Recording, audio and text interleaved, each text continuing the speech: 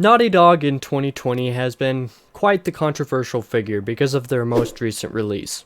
However, prior to 2020, and even now despite the controversy, Naughty Dog has been renowned as one of the greatest video game developers of the past decade due to 2013's The Last of Us, which released to critical acclaim, as well as all of the titles in the series I begin covering in this critical analysis. Uncharted. But just the first game for right now, the rest will come over the next several months depending on the schedule I make for myself with the games I choose to Let's Play, so subscribe if you want to see some of those as well as more reviews like this. I had initially come into playing Drake's Fortune with hesitation, thinking that it was going to look pretty dated since it's a 2007 game that went for a realistic look. In my experience, old games of this style tend to look pretty bad, so I guess I'm lucky I obtained the Nathan Drake collection in its remastered state for PS4, because holy cow, this game looks so much better than I expected. Anyway, I was expecting a good time with Uncharted because before 2020 I had never once heard a bad thing about any Naughty Dog games. With that being said, let's get into Uncharted 1, Drake's Fortune, a critical analysis.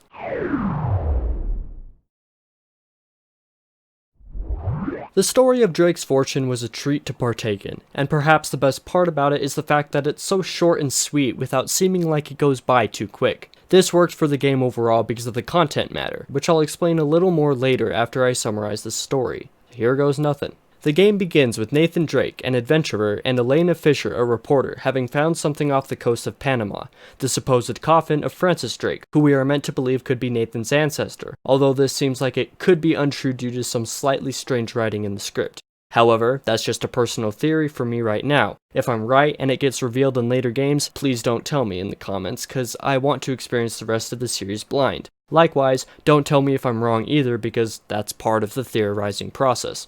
Anyway, the pair finds that Francis Drake's coffin was empty, except for a fancy-dancy little journal, and soon after, Drake and Elena get jumped by Panamanian thugs. By the way, I will be referring to Nathan as Drake for the rest of this video. If I ever talk about Francis, I will refer to him as Francis Drake, or simply Francis. Drake and Elena escape the thugs with Sully, Drake's friend. Back at a dock, Sully and Drake leave Elena behind and get to the supposed lost city of gold, El Dorado, using clues and directions from the recovered journal. In the ruins of the city, Drake and Sully discover that El Dorado isn't actually a city, but is instead a giant golden statue, which I thought was a fantastic reveal. I never considered the idea of El Dorado being a statue and not a city before, so this reveal hooked me into the game hardcore. Following this, Drake and Sully encounter a German U-boat for some reason after trying to follow the trail of the statue, find a map that leads to where the El Dorado could be located inside the U-boat, and then they get jumped by some guys Sully has a contract with, or something.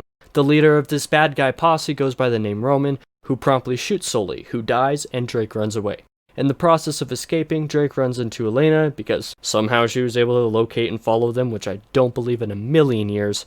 And then the two of them escape the island so that they can follow the map to a remote island off the coast of South America somewhere, although I honestly have no clue where this island is more specifically than that. Elena and Drake get attacked from the air, and their aircraft crash lands after they both jump off separately from each other. Drake goes through a long spree of running and fighting so he can find and save Elena, as long as she's still alive, and after finding where she's finally at, there's a twist and Drake gets knocked out and thrown in jail, or whatever, by Eddie Raja, some form of rival to Drake who now has the map to El Dorado that Drake found in the U-boat. Elena helps Drake escape, and they get chased until they juke their hunters off the end of a cliff. They travel through flooded ruins so that they can get to an escape boat that they had seen because Drake all of a sudden now wants to leave. After much time speeding through water on a jet ski and making their way through buildings, they finally get to the boat right as some bad guys are taking it away. But Elena shows Drake some cam footage that shows that Sully's actually alive, which really caught me off guard when playing this game, honestly. And as you may have noticed, I wrote the script to relay the information the same way the game gave it to me. Elena tells Drake which direction they went, which was towards a monastery on the island, so the two of them make their way to a river so that they can head up towards it. After traveling up the dangerous stream, they get to the approximate area and discover that there might be some spoopy stuffs going on, which they promptly choose to forget about. With a tad bit of fighting through some of Roman's men, the two regroup in a library with Sully to find that Francis Drake's journal saved Sully from the gunshot that should have killed him earlier. In the library, the group uses the journal to unlock a secret passage that Drake uses to reach the chapel. While underground, Drake hears Eddie and Roman conversing where Eddie claims the island is cursed, which is something that somewhat validates that weird stuff Drake and Elena found earlier, but again, this information is pretty much disregarded by Drake. We also learn from Navarro, another bad guy working with Roman, that the statue is worth more than you could possibly imagine, which hints towards his personal agenda that is revealed at the end of the game. Following this, Drake fights around to get to the top of the church to follow clues from Francis's journal. Then he discovers that the treasure vault is actually in the mausoleum. After reaching the mausoleum where the other two join him, Drake makes it into the vault with Elena and gets separated from Sully. Again.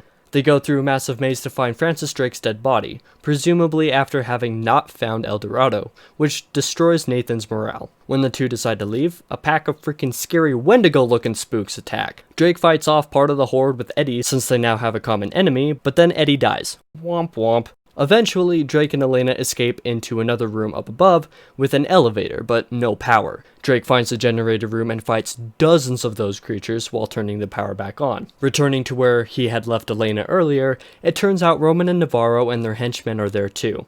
They take Elena, and Drake has to fight through both goons and spoopy scary skeletals to get out of the underground and back to the ruins. After this, Drake makes his way back to the church to help Sully out of a pickle and explain that El Dorado is what wiped out the Spanish colony and that it was cursed. Conclusions he reasonably came to based on his experience with them, their Wendigo-looking spooks from before, as well as a note from Francis Drake he found while on his generator adventure. Together, they go back inside the church and wreck some more bad guys, and then uncover a secret passage under the altar at the end of it. Truthfully, I can't for the life of me recall how they knew the passage was there, but whatever. The pair approaches the group of bad guys, still with Elena, and learns soon that El Dorado is cursed with something from the inside, the statue actually being a sarcophagus, which is the reason for the weird wacko monsters that are all over the place. Navarro tricks Roman into opening it up and getting cursed himself, after which Navarro promptly caps him right in his big old man spook forehead. This curse is the reason why El Dorado is worth so much more than Roman could possibly imagine, as was hinted at way earlier, and therefore the reason Navarro is so intent on taking it. He very obviously wants to make a weapon out of it, or possibly sell it to somebody else who wants to make a weapon out of it, but either way, it's very dangerous. Navarro starts to take the statue away via a helicopter, but Drake fights his way to the top of the area to luckily catch a ride with the statue to a big boat, where Navarro presumably plans to transport it back to civilization. From here, unfortunate circumstances happen for Navarro, and the helicopter crash lands into the boat, hanging onto the edge somehow. With Elena still inside,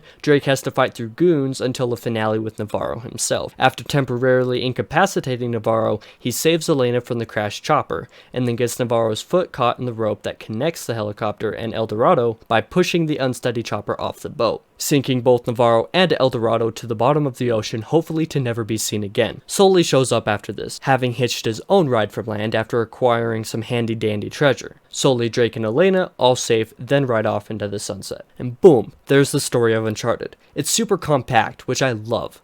But I think there's one very important thing to mention that can either be a point of praise or contention in the circumstances. When I figured out that the twist of the story was that El Dorado was cursed, I was admittedly a little let down, because that's such a cop-out way to do it, especially for a story about an ancient treasure like this, even after the amazing change that made El Dorado into a statue, or sarcophagus, instead of a city. However, the reason that I'm not all too upset at this reveal is simple. This game is 13 years old. It was more of a proof of concept than anything, and the curse is still an interesting way to end given the circumstances of the story. It may seem cheap in 2020, but I'm sure it was relatively revolutionary for 2007, especially for a developer that had never created a game like this before, so I gave it a pass. And truth be told, despite this twist that seems like it came out of the tried and true book of generic plot twists, I genuinely did not see it coming, which makes me want to give the game a pass for it even more. When the creatures first showed up in the game, I was honestly pretty scared, and I was genuinely caught off guard by it instead of thinking it was cheesy. And, as I've mentioned before, it works with the context of the concept of the story. All in all, despite the concept, and especially the twists that have been done a million times through the years, Uncharted takes enough liberties with its storytelling that it's still fun as well as interesting. And just as I've implied, a game doesn't have to be long to be good, something that Uncharted proves rather well. If you wanted to, it's easily beatable in one day, and even if you're stretched for time, you could still beat it in just 2 or 3 days of 2 to 3 hour sessions. And furthermore, the quote-unquote generic type of content matter of the story works for such a short game as well, specifically because the quick player experience doesn't become overbearing. In comparison, as a new player to The Last of Us,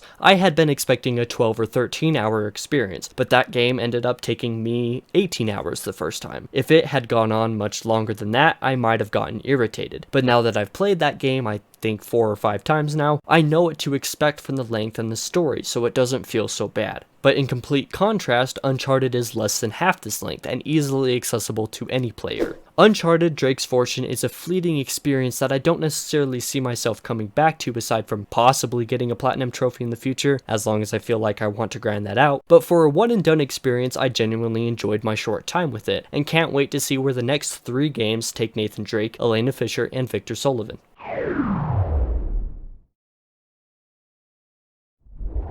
I mentioned briefly in heading 1 that Drake's Fortune can somewhat be related to a proof of concept, and in a lot of ways that's true. If you're like I was just a month ago and have only played Naughty Dog's The Last of Us and or The Last of Us Part 2, imagine the gameplay of those but slightly more optimized for an action-adventure shooter game rather than a breakthrough action or survival horror game, and Uncharted's gameplay mechanics aren't altogether too different. The controls in Drake's Fortune aren't bad, in fact they're pretty dang good and I liked them a lot, even though they could definitely be pretty janky at times. There would be many instances where I had to make jumps during the platforming sections and repeatedly die because there was no way to target or confirm where I wanted to jump, so I'd either end up missing the target by a mile or I'd actually make it to my objective and then just fall off immediately.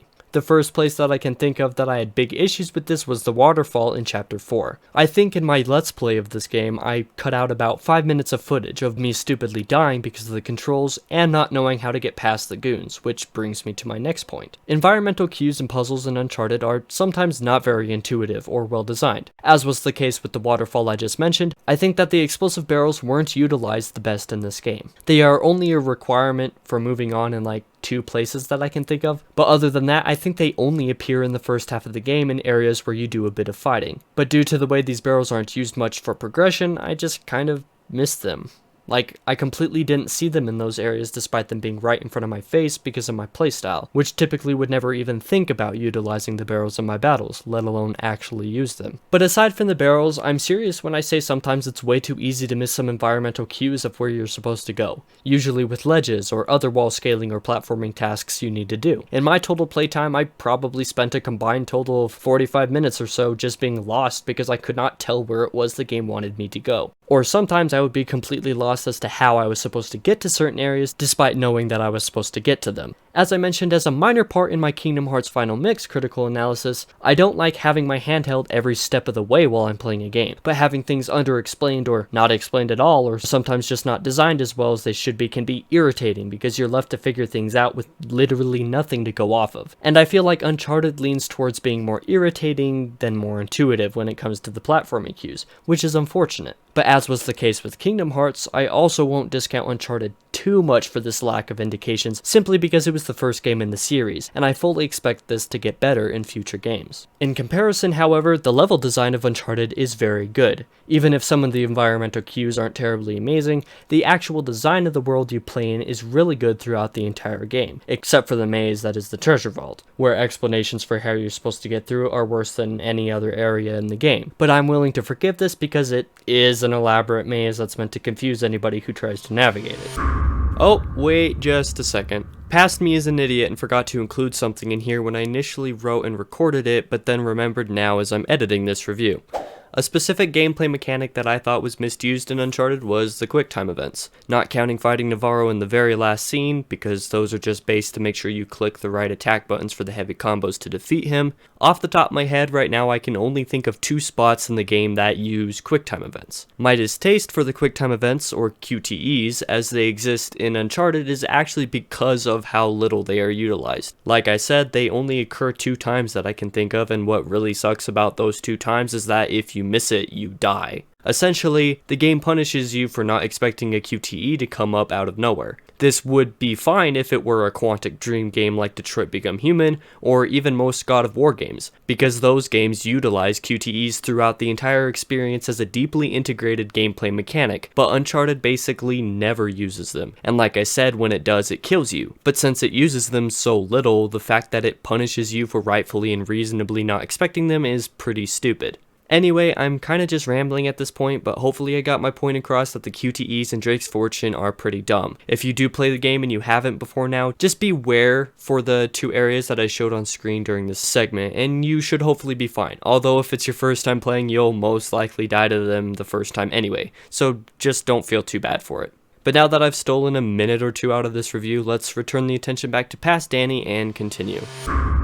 Finally, we come to my last complaint about the mechanics of Uncharted. The camera. The camera overall isn't too bad, but there are definitely several instances during platforming sections where the angles can be quite strange if not straight up bad, and plenty of the cuts between angles during accuracy dependent platforming sections are so jarring that it can be distracting, which can ultimately lead to death and needing to redo a couple minutes. This is more a minor inconvenience than anything, but still worth noting. On the other hand, the main gameplay loop is rather enjoyable. I enjoy third-person shooters more than I do first-person shooters, and this game satisfies that enjoyment for me, especially as somebody who doesn't really like playing shooters that often in general. The controls are also simple enough that anybody could play and understand what they're doing without major issues.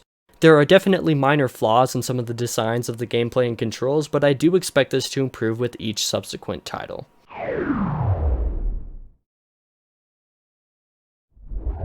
Uncharted 1 Drake's Fortune was a very short game, only taking about 7 or 7.5 hours to play through, but it was definitely a fun experience, especially with the better graphics from the remastered collection. I recommend this for anybody who hasn't played the Uncharted series yet. If what I've already said before now hasn't already convinced you to pick up the game, I can also guarantee you'll enjoy the humor of the dialogue too. The quips and humorous little jokes and bits throughout the game also kept the entire thing fresh, and let's face it, who doesn't like comedy? I enjoyed Uncharted quite a bit, and because I both absolutely adore The Last of Us and haven't heard anything bad about Uncharted 2 through 4, I'm definitely excited to get to and play through each of those over the next year or so, depending on my Let's Play schedule. By the time this video comes out, I believe that the next Let's Play series I do is going to be Kingdom Hearts Chain of Memories, but don't quote me on that. Since I'm writing and recording this approximately 3 to 4 weeks before it'll actually release, I can't be certain that my future self hasn't changed his mind on his game schedule for this channel. But either way, if you're interested in more reviews similar to this one, although I'll be honest, most will turn out better than this one because there's more to analyze with 20 to 30 hour games, and if you also want to watch my first initial reactions to the games I review ahead of time, consider subscribing to the channel and supporting me so that I have more reason to keep doing this. With all that being said guys, stay safe out there, and I'll be back again in the next one.